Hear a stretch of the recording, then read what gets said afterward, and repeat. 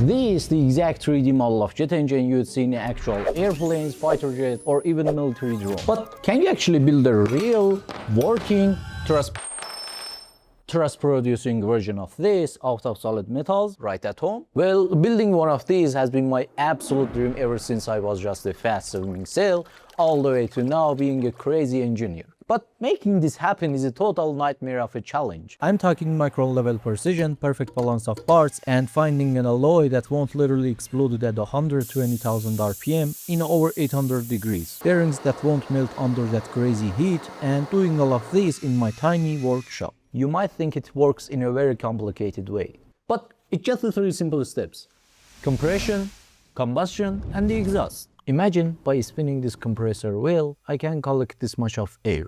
Then I heat this air from 25 to about 800 degrees. Basic physics says that when temperature goes up, air molecules push apart and move crazy fast. So instead of that small amount, we get this much air. As the air escapes, it spins turbine. And because these two wheels are connected by a single shaft, it forces the first wheel to spin too, creating a loop and generating thrust. First, I decide to build a compressor stage. This section itself is made of 3 parts: the compressor wheel, diffuser, and outer cage. For the diffuser, aluminum works perfectly. The temperature in this section won't go over 180 degrees Celsius, and since aluminum can handle up to 600 degrees, it's more than enough. So I cut a perfect aluminum score using my Maker CNC. Next, I placed the 3D model in the center of the aluminum score and send the file to the CNC. You probably think the center would be my 00 coordinate, but not for this project. To get high precision, I used the XYZ probe on the corner to find the exact coordinates. The number I saw wasn't 0, and it gives me the perfect accuracy needed for a jet engine. Anyway, I started with the big bits to clear out the bulk, and then moved on to tiny bits for the details like drilling screw holes, making channel for the fuel and oil lines, and carving out those diffuser wings to guide the air straight into the engine. After finishing the front side of the diffuser, I flip it over and repeat the exact same steps for the back.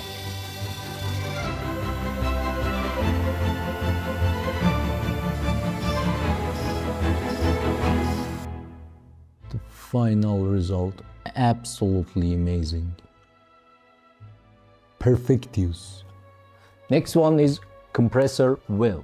Because it's at the air intake and doesn't connect to the fire chamber, I decide to use a resin 3D printer. And that means lighter weight and extreme precision.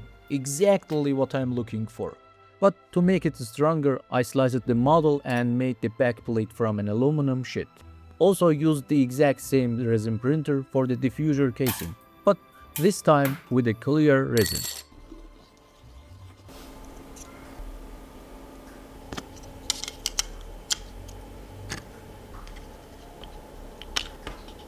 The compression stage is done, but you might be thinking, why not just use a simple propeller instead of all of this trouble? Well, the reason is simple. We don't just need a fast air, we need a high velocity, high pressure air. You can actually see the exact same setup in a car turbochargers and even vacuum cleaners. The compressor wheel, a diffuser, and a ton of high pressure air.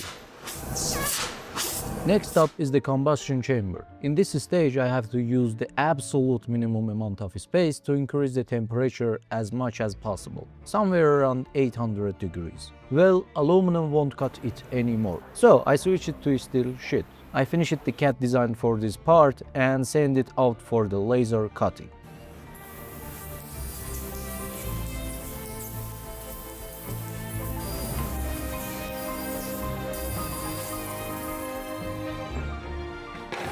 As for welding, I'll just say this.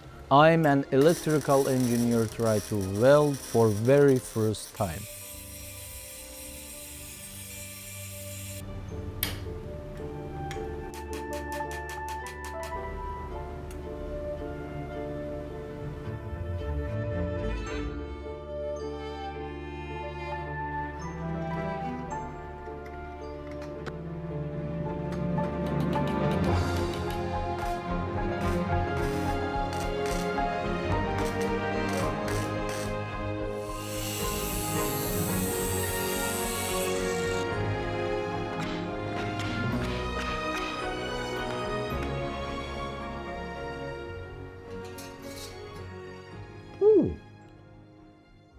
Not too bad for first time. The only thing is left for this section is the fuel lines. I used the copper tube for this, bent it into a circle and drilled 2mm holes all around it. Then fit the thinner tubes inside, welded the copper, and that's it.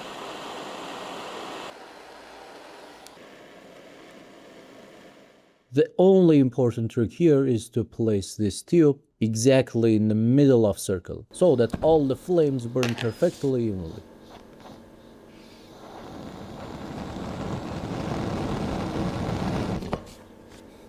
The next section was the connection between the compressor wheel and the turbine wheel, meaning the shaft housing, shaft itself, and bearings. You might think that since the housing sits right inside the combustion chamber, it needs to be made of something that can handle up 800 degrees. But the reality is aluminum works perfectly here. That's because this section is constantly being cooled down by the incoming air from the compressor. And luckily my CNC the maker has a force axis to machine this aluminum cylinder. I locked it tightly onto the machine and start cutting. But to make the final result look beautiful and precise, I used an engraving bit to clean it up and give a polished finish. My main challenge after this was putting the bearing right in the center of the cylinder, with absolutely zero room for error. So here's the solution. First, I designed a circle that exactly matches the cylinder's diameter, machined it into an aluminum block and fit the pieces inside. Then, using that exact same center point, I drew a second cylinder matching the bearing's diameter. Only this time I machined it just a bit higher up. To build a shaft for this jet engine, everything has to be accurate down to hundreds of a millimeter. The slightest mistake and the whole project, boom, blows up. But did you know the exact same things happens with our personal data online? All of our information, from our full names and emails to our home addresses and phone numbers, is floating around the web, collected and sold by data brokers. Scammers then use this exact data to build a hyper-realistic phishing image and text, open credit account in your name, or even track down where you live and harass you.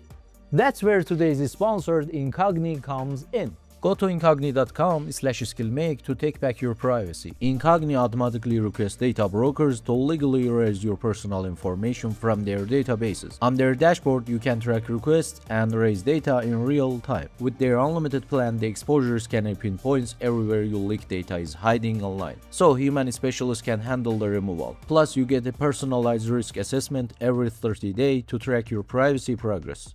To erase your digital footprint, use code skillmake at incogni.com/skillmake for 60% off, or click the link in the description below. Now let's back to the project. Now the shaft itself. Since it sits inside the housing, it won't get too hot, but it does spin at a crazy high speed.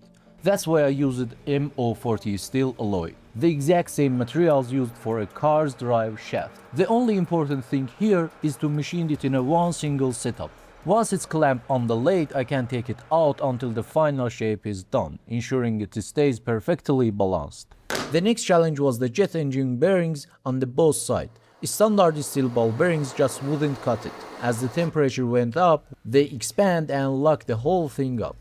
Fortunately, I found ceramic ball bearings. Since the balls are made of ceramic, they can handle the heat much better, solving the biggest problem. So I installed one on each side of the jet engine along with the shaft.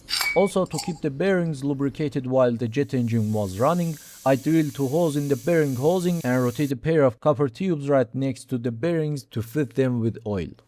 The next and one of the most important part of the jet engine, it sits in the hottest zone of the engine, and its main purpose is to supercharge the gas speed from the combustion chamber and direct it perfectly. This is the NGV, or nozzle guide winds. Well, I'm breaking this build into 3 steps: the inner ring, outer ring, and winds.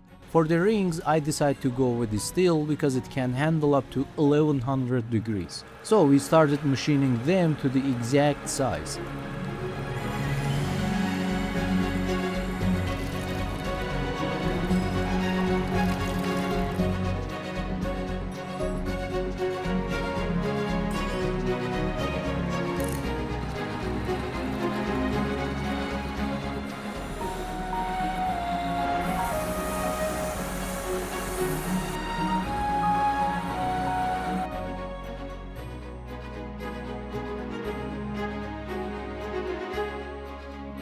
And finally, the wings. I laser cut them from a sheet of steel, but since they also need a specific curve, I machined the negative shape of the wings into an aluminum block to stamp them. Also, I have to give a huge shout out to Makera for this CNC. I'm using the Carva Air here, and it's been such a solid and reliable machine for my workshop. If you want to grab one yourself, check out the link in the description below.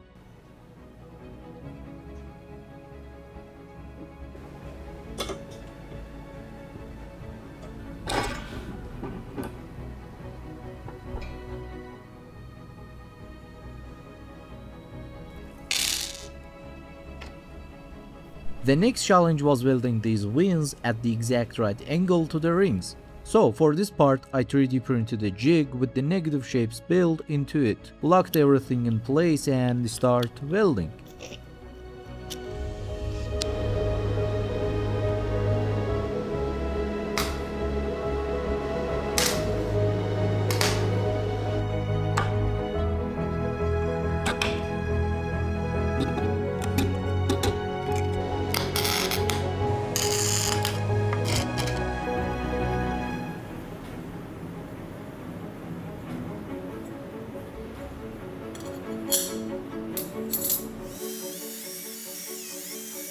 For the jet engine casing, I decided to go with quartz glass flanked by aluminum on both sides. This glass can handle temperature up to 1000 degrees Celsius, but it's still pretty risky and I don't recommend it at all. I only did this for the video and I'm definitely not going to push it too hard.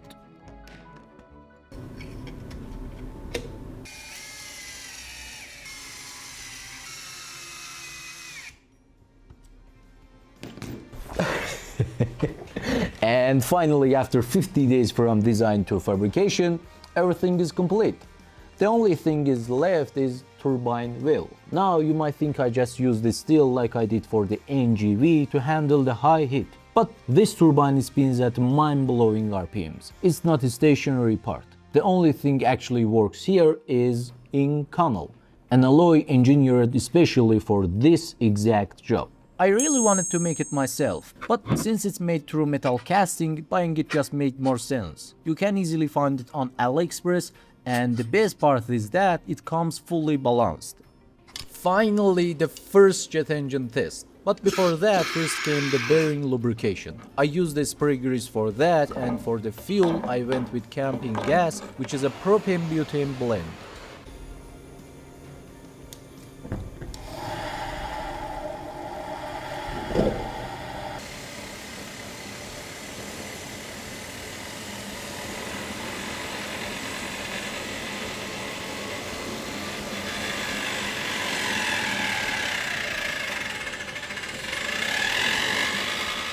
The first test didn't go well at all. The turbine wheel was rubbing against the housing, but I fixed it by adjusting the bullets. I also added a spark plug to the engine this time, so I wouldn't have to light it manually, and switched the engine oil for the lubrication.